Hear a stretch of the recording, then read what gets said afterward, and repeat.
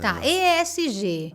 Primeiro nós vamos falar o que significa essa sigla. Vamos falar de ESG, depois a gente fala da... A gente vai misturar todos os assuntos aqui. Isso. A gente vai falar do C, volta pro A. Tá, vamos falar de ESG. Eu acho que para a gente entender, de fato, o que significa ESG são boas práticas. Né? Boas práticas. Mas tem que entender o porquê que isso ficou tão em evidência. Por que hoje está tão evidente, principalmente pós-pandemia? O ESG é um termo que ele nasceu em meados dos anos 2000. Né, 2006, 2007, mas ganhou força agora, né, no período de pandemia. Certo. Durante muitos anos, as empresas viveram... nós, né, de uma forma geral, vivemos a era da manufatura. Então, até o momento que a humanidade ela viveu com base na agricultura, então, onde a terra ela tinha um valor imenso ali, aquilo significava imposto, renda, moradia, significava tudo.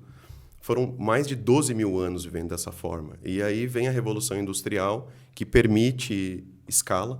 Né? Acho que até hoje a gente fala em escalar negócio. Então, a Revolução Industrial ela permitiu isso. E, com isso, as empresas elas produziam, sem se preocupar muito com outras questões, digamos, sociais, ambientais. Com os reflexos, consequências. Não se importavam muito, também não tinha muita informação na época. Então, essas empresas chegam e se consolidam muito no século XX, né, pós-Segunda Guerra, e aí que a gente tem aquele boom econômico nos Estados Unidos que reflete no mundo inteiro. Só que na década de 70 isso começa a ser muito questionado. Então, houve uma primeira reunião em Estocolmo, da ONU, e eles começaram a questionar esse crescimento econômico. Né? E eu acho que os economistas de hoje eles têm um desafio imenso, porque imagina você chegar numa escola de economia, que a economia... Ela estuda basicamente essa relação entre família, pessoas e empresas. Né? Claro, você tem a macroeconomia, né? Que aí são grandes órgãos que decidem, ou uma taxa de juros, tal, que isso reflete, né? Mas a microeconomia é essa relação, né? Esse equilíbrio entre empresa e família. E isso, essa forma começa a ser, na década de 70, muito questionado e começam a surgir muitos estudos sobre essa era da manufatura. E isso começa a mudar bastante, porque vem os computadores, vem a computação, as empresas começam a se relacionar com os seus consumidores emocionalmente, então eles começam a customizar ainda mais produto. Para você customizar, você precisa extrair ainda mais recurso, e aí vamos voltar da história do economista. Você é um economista e você entende que riqueza ela é aquilo que você produz num período de tempo. Certo. Né? Mas... E se a população ela é feliz ou infeliz? E se você está diminuindo ou não as desigualdades sociais? Se você está investindo ou não em educação? Se você está retornando para a natureza aquilo que você extraiu? Será que isso não pode ser olhado como uma nova economia? Né? Então, essas discussões levaram anos e mais anos e mais anos, até que a ciência, que é algo que se investe há uns 500 anos, há quase 5 séculos, começa a mostrar, de fato, para o mercado que essa forma de economia... De extrair, né? De extrair, só extrair, uma hora vai secar colapsar, essa fonte vai aí. colapsar, exato. Então,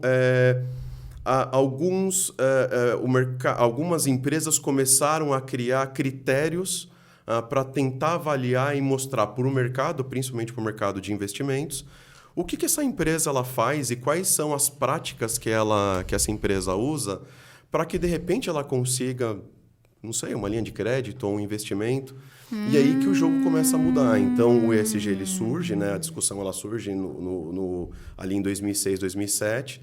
Mas quando você entra numa crise mundial, que eu acredito que a gente nunca tinha visto algo semelhante, que foi uma pandemia, e você vê dezenas e dezenas de pessoas perdendo seus empregos, como essas empresas estão tratando essas pessoas, isso começou a ficar cada vez mais em evidência. Certo. Então, por um lado, você tem as empresas sendo muito cobradas e questionadas, porque hoje a população ela não cobra mais os governantes.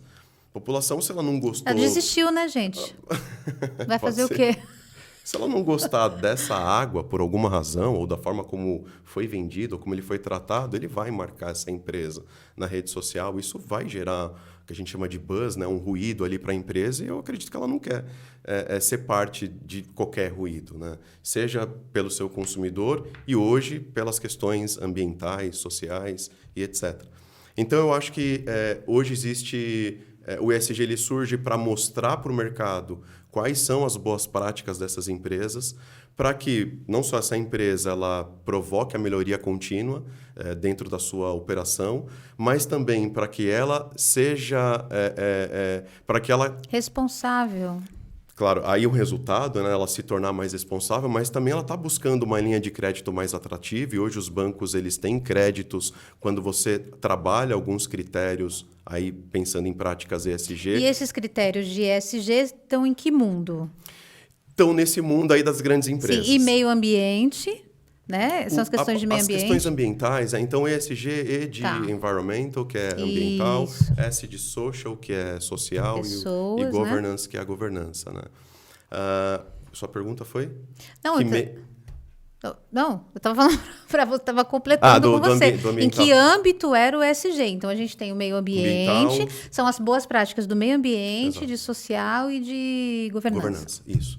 O ambiental, historicamente, ele foi muito legislativo, ele foi muito...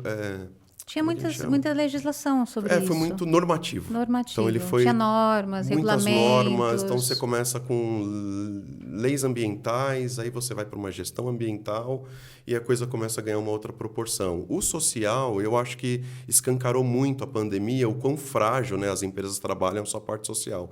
Por isso que até alguns investidores eles ficaram de olho em algumas empresas para ver quais decisões que elas tomariam durante a pandemia, ou seja, se iam priorizar os lucros dos acionistas ou se iam manter o quadro de funcionário e garantir, né, esse giro da economia, enfim. Então, o social, acho que na pandemia escancarou bastante. Uhum. A estrutura de governança, ela diz muito sobre como essas empresas elas decidem, como que elas estruturam suas comissões, os comitês, assembleias, reunião de conselho, se o conselho ele é consultivo, se ele é deliberativo, e aí você também consegue pensar numa perenidade, numa saúde de negócio. Certo. Então, por isso que ele olha essas Então, três isso, na práticas. verdade, vem lá dos grandes bancos, grandes investidores que vão emprestar dinheiro para quem está fazendo a tarefa de casa direitinho. Ou seja, não só pensando em lucro, mas pensando nos impactos do meio ambiente, pensando nos impactos da operação nas pessoas e a governança. É isso? Sem dúvida, exato. Legal.